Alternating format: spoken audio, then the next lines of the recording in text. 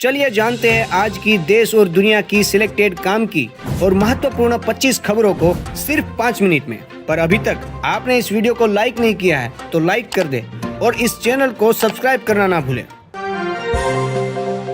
प्रधानमंत्री नरेंद्र मोदी ने विकसित भारत संकल्प यात्रा में कहा कि मोदी की गारंटी वाली गाड़ी जहां भी जा रही है वहां लोगों का विश्वास बढ़ा रही है, लोगों की उम्मीदें पूरी कर रही है। यात्रा के शुरू होने के बाद उज्ज्वला गैस कनेक्शन के लिए 4.5 लाख नए लाभार्थियों ने आवेदन किया है। कांग्रेस के पूर्व अध्यक्ष राहुल गांधी ने आरोप लगाया कि सरकार ने अग्निपथ योजना की आड़ में 2019-21 के दौरान सेना और वायुसेना में स्थायी भर्ती के लिए संचालित प्रक्रिया को रद्द करके कई युवाओं की मेहनत पर पानी फेर दिया है। गाजियाबाद में 9 साल की मासूम के साथ हेवानियत की घटना सामने आई है। वारदात को अंजाम देने के बाद आरोपी बाजार में घूम रहा था। नाबालिग बच्ची ने बाजार में घूम रहे आरोपी को पहचान लिया। बच्ची के शोर मचाने पर दरिंदा मौके से भाग निकला। केंद्रीय गृह मंत्री अमित शाह सीएए के मुद्दे पर पश्चिम बंगाल की सीएम ममता बनर्जी पर जमकर बरसे। अमित शाह ने कहा कि सीएए को लागू होने से कोई नहीं रोक सकता क्योंकि यह देश का कानून है। गृह मंत्री ने सीएए के मुद्दे पर लोगों को गुमराह करने के लिए ममता बनर्जी और टीएमसी पर तीखा हमला बोला। देश की राजधानी दिल्ली में सर्दी का सितम जारी है। सुबह इस मौसम में पहली बार दिल्ली धुंध की चादर में पूरी तरह लिपटी दिखी। जीरो विजिबिलिटी के चलते राजधानी की सड़कों पर वाहनों की रफ्तार पर ब्रेक लग गया। दिल्ली के अलावा यूपी, पंजाब समेत पूरे उत्तर भारत में धुंध छाई हुई है। राजस्थान की नई भजनलाल सरकार शिक्षा विभाग के 12,484 पदों की भर्ती प्रक्रिया को 90 दिनों में पूरा करेगी। साथ ही विभाग के खाली पदों की गणना करवाकर नई भर्तियां भी निकालेगी। किसानों के लिए योगी सरकार ने बड़ा ऐलान किया है। यूपी की योगी सरकार ने किसानों के लिए कई फैसले किए हैं। इसी के तहत यूपी के सरकारी केंद्रों पर धान खरीदने के 48 घंटे के भीतर किसानों को हर हाल में भुगतान होगा। रूस के राष्ट्रपति पुतिन ने प्रधानमंत्री नरेंद्र मोदी को अगले साल रूस की यात्रा के लिए आमंत्रित किया और कहा है, हमें अपने मित्र प्रधानमंत्री मोदी को रूस में देखकर खुशी होगी। देश विरोधी गतिविधियों के चलते केंद्र सरकार ने जम्मू कश्मीर से संचालित राजनीतिक दल मुस्लिम लीग जम्मू कश्मीर को बैन कर दिया है। यूएपीए के तहत कार्यवाही की गई है। आरोप है कि पार्टी के सदस्य जम्मू कश्मीर में आतंकी गतिविधियों में शामिल थे।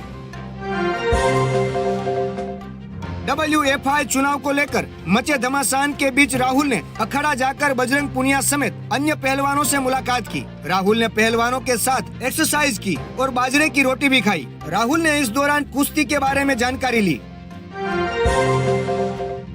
चांदी हो गई सस्ती, सोने की कीमतों में फिर उछाल। सोना 250 रुपए की तेजी के साथ 63,750 रुपए प्रति 10 ग्राम पर पहुंच गया, जबकि चांदी की कीमत 79,450 रुपए प्रति किलोग्राम हो गई।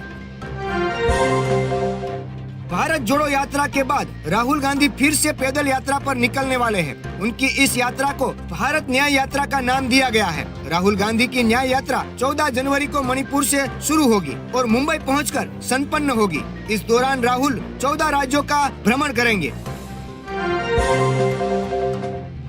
कोरोना के बढ़ते मामलों ने चिंता बढ़ा दी है। केरल के बाद अब कर्नाटक कोरोना के नए वेरिएंट का एपी सेंटर बनता दिख रहा है। 24 घंटे में कर्नाटक में कोरोना से 2 लोगों की मौत हुई है। 74 लोग कोरोना पॉजिटिव मिले हैं।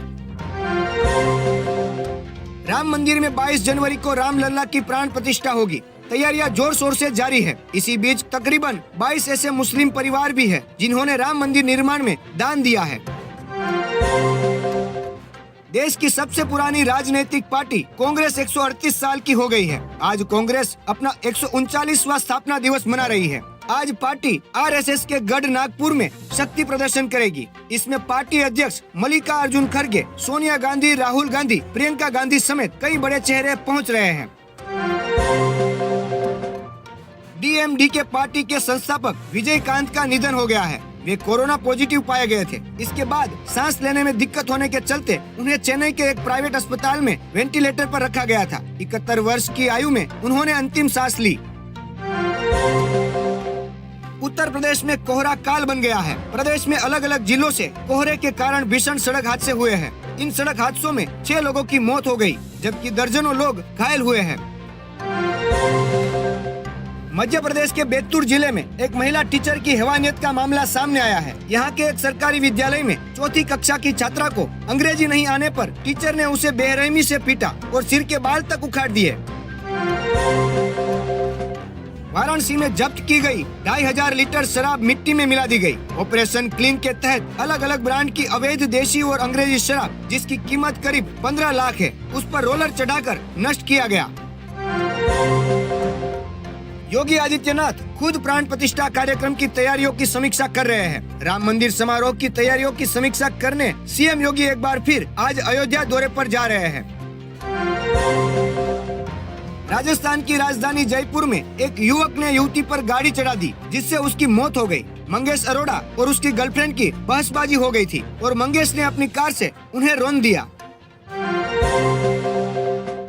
कांग्रेस नेता प्रियंका गांधी की मुश्किलें बढ़ती दिख रही है। ईडी ने मनी लॉन्ड्रिंग से जुड़े एक मामले में चार्जशीट में उसका नाम दर्ज किया है। हालांकि प्रियंका गांधी का नाम चार्जशीट में बतौर आरोपी शामिल नहीं किया गया है। आगरा में धुंध के चलते लखनऊ एक्सप्रेसवे पर एक के बाद एक 13 गाड़ियां आपस में टकरा गई। हादसे की चपेट में मुर्गियां ले जा रही एक पिकअप भी आ गई, लेकिन लोग घायल ड्राइवर की मदद करने की जगह मुर्गियों की लूट में जुड़े रहे। लोग आधे घंटे में करीब 2.5 लाख के मुर्गे लूट ले गए। चीन और ताइवान के बीच जारी टकराव के बीच राष्ट्रपति शी जिनपिंग ने ताइवान को चेतावनी दी है। जिनपिंग ने दावा किया है कि ताइवान का चीन के साथ मिलना जरूरी है और वो इसे किसी भी कीमत पर अलग होने नहीं देंगे। जम्मू कश्मीर में आतंकवाद और इसको लेकर सेना की कार्यवाही पर नेता फारूक अब्दुल्ला ने बड़ा बयान दिया है। उन्होंने कहा है कि बातचीत से ही समस्या का समाधान हो सकता है, नहीं तो हमारा भी हाल गाजा और फिलिस्तीन जैसा होगा। अयोध्या राम मंदिर मामले में मुस्लिम पक्ष के याचिकाकर्ता इकबाल अंसारी ने कहा कि अयोध्या में विकास तो हो ही रहा है। सड़कें, रेलवे स्टेशन, एयरपोर्ट का विकास हो रहा है और पब्लिक का भी विकास हो रहा है। इस विकास को देखकर वह बेहद खुश है। उत्तराखंड में तेंदुए का आतंक जारी है। अब देहरादून में एक मासूम को तेंदुए ने निवाला बनाया है। घर के आंगन में खेल रहे बच्चे को तेंदुआ उठा ले गया। परिवार रात भर बच्चे को खोजता रहा, लेकिन बच्चे का पता नहीं चल सका है। उत्तर प्रदेश के मंत्री राकेश सच्चान ने जम्मू कश्मीर में बलिदान हुए जवान करण सिंह यादव के परिजनों को 50 लाख रुपए का चेक सौंपा। सच्चान ने वीर जवान के परिजनों को सरकार की तरफ से हर संभव सहयोग का आश्वासन भी दिया। अश्विनी वैष्णव ने बताया कि अमृत भारत ट्रेन का ट्रायल बहुत ही अच्छा और सफल रहा। इस ट्रेन को पीएम मोदी 30 दिसंबर को रवाना करेंगे। Amrit Bharat train push pull तकनीक से चलती है, जिसकी वजह से इसकी गति ज्यादा तेज है। केंद्र सरकार ने मुस्लिम लीग जम्मू कश्मीर पर बैन लगा दिया है। इसे लेकर गृह मंत्री अमित शाह ने कहा, पीएम नरेंद्र मोदी सरकार का संदेश जोरदार और स्पष्ट है कि हमारे राष्ट्र की एकता और अखंडता के खिलाफ काम करने वाले किसी भी व्यक्ति को बख्शा नहीं जाएगा।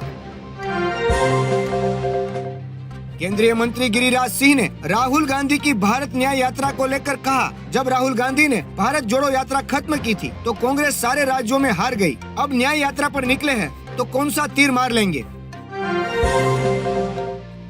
दिल्ली एनसीआर समेत पूरा उत्तर भारत ठंड और कोहरे की चपेट में है। कोहरे के चलते 22 ट्रेनें लेट है। इंदिरा गांधी इंटरनेशनल एयरपोर्ट में भी कोहरे के चलते 134 फ्लाइट लेट है। यूपी के कई जिलों में स्कूल बंद कर दिए गए हैं। अयोध्या रेलवे स्टेशन का नाम बदलकर अयोध्या धाम जंक्शन कर दिया गया है। अयोध्या से बीजेपी सांसद लल्लू सिंह ने ये जानकारी दी। 30 दिसंबर को पीएम अयोध्या में नए एयरपोर्ट और नए रेलवे स्टेशन का उद्घाटन भी करेंगे। कांग्रेस की न्याय यात्रा पर केंद्रीय मंत्री अनुराग ठाकुर ने कहा, न्याय देने का काम प्रधानमंत्री नरेंद्र मोदी ने किया है, लेकिन ये परिवार और पार्टी ऐसी है जिन्होंने देश को 60 साल तक गरीबी में धकेलने का काम किया, गरीबी हटाने का नहीं। अध्यक्ष शरद पवार ने कहा कि उन्हें 22 जनवरी को अयोध्या में राम मंदिर के उद्घाटन के लिए आमंत्रित नहीं किया गया है, लेकिन हमें खुशी है कि मंदिर बन रहा है, जिसके लिए कई लोगों ने योगदान दिया है। देश में कोरोना संक्रमण के मामले लगातार बढ़ रहे हैं। इसी बीच कोविड-19 के नए वेरिएंट ने दिल्ली में भी दस्तक दे दी है। JN1 का पहला मामला सामने आया है। इसके साथ देश भर में नए वेरिएंट के मामलों की संख्या 110 हो गई है। मध्य प्रदेश के गुना में रात दर्दनाक हादसे में 12 लोगों की मौत हो गई। डंपर से टकराने के बाद एक बस में आग लग गई। इस हादसे में 12 यात्री जिंदा जल गए, 14 यात्री जख्मी हुए हैं। हादसे पर मुख्यमंत्री मोहन यादव ने दुख जताया है। राजस्थान के सीएम भजनलाल शर्मा ने नए साल का तोहफा जनता को दे दिया है। मुख्यमंत्री ने ऐलान कर कहा कि 1 जनवरी 2024 से राज्य में उज्ज्वला योजना के लाभार्थियों को 450 रुपए में सिलेंडर मिलेगा।